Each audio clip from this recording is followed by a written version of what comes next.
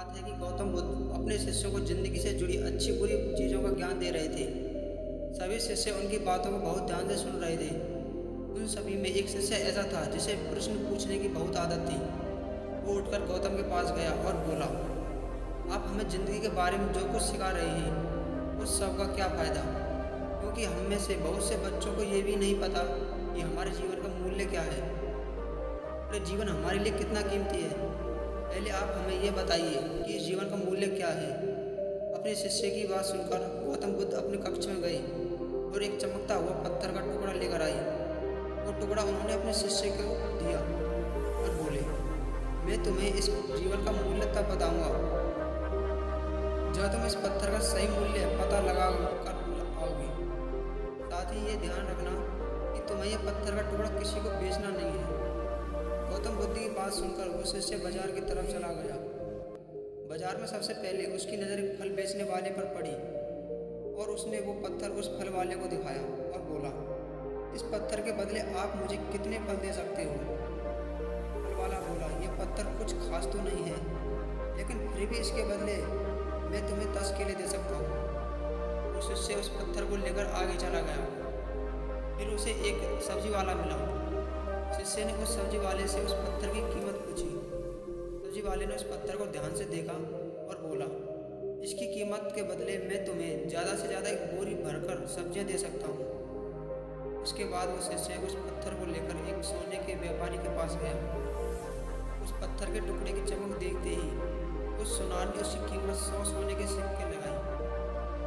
शिष्य ने वो टुकड़ा बेचने से मना किया तो वो सुनार उसके बदले 200 सोने के सिक्के देने को भी राजी हो गया, लेकिन शिष्य ने वो पत्थर नहीं बेचा। इसके बाद वो शिष्य एक हीरों के व्यापारी के पास गया और उनके सामने उसने वो पत्थर का टुकड़ा रख दिया।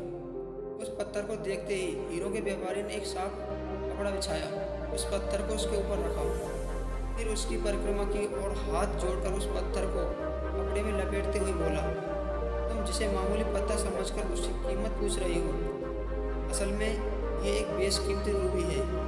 ऐसा रूबी हर किसी को नहीं मिलता। मैं अगर अपना सब कुछ भी बेच दूं तो भी इसकी कीमत नहीं चुका सकता।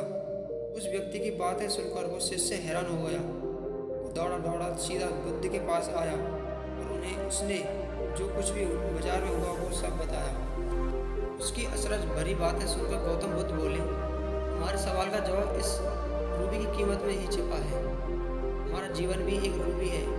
रूबी की तरह ये भी बेशकीमती है, लेकिन हम इस बात को हमेशा नज़रअंदाज करते हैं और अपने जीवन का मूल्य नहीं समझते। हम दूसरों को देखकर और उनके जैसा जीवन जीने की कोशिश में अपने जीवन की कीमत को कम कर लेते हैं।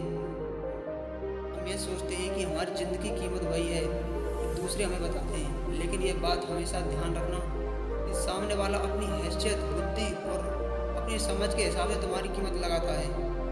ज़िंदगी सिर्फ एक बार मिलती है, इसलिए इसको बर्बाद ना करें। अपनी ज़िंदगी को उतना ही कीमती समझें जितना कीमती आप अपने बैंक में रखे रुपयों को समझते हैं। आज के समय में लोग आप अपनी ज़िंदगी से ज़्यादा कीमती प्यार, पैसों और दिखावे से भरी चीज़ों को समझते हैं। प्यार के चक्कर में लोग सुसाइड कर लेते हैं। पैसों के चक्कर में ऐसा काम करने लग जाते हैं जिससे उनकी ज़िंदगी बर्बाद हो जाती है। नाम कमाने के चक्कर में उल्टे सीधे काम करने लग जाते हैं। हमेशा याद रखें कि दिखावा करना जरूरी नहीं है।